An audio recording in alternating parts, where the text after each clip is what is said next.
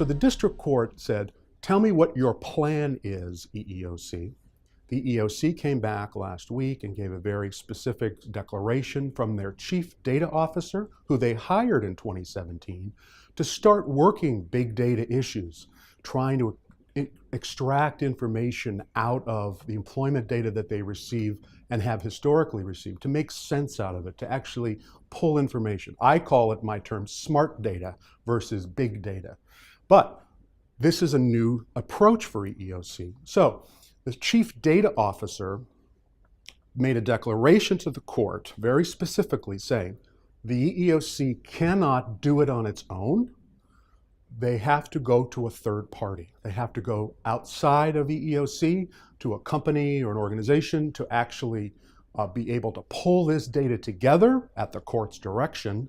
They can't do it by May 31st, which is the current deadline for submission for EEO1 reports.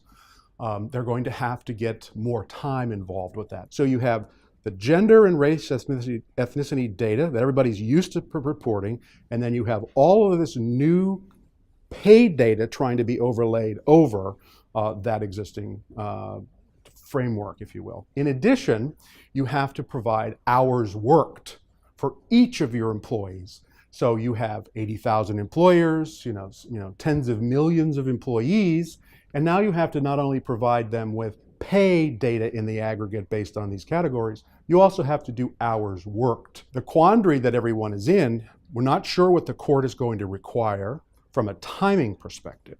More likely than not, the district court will require some data collection in this calendar year. The government, EEOC, has stated, with the outside assistance of this third party, they could collect the data by September 30th. They're not requiring anyone to do it now. This was just a plan that they put to the court to say, this is the best we can do to get the data that you are requiring us to collect. Now it's up to the court to decide how they view that, if they are happy about it, unhappy about it, or what have you, and we'll know that very shortly.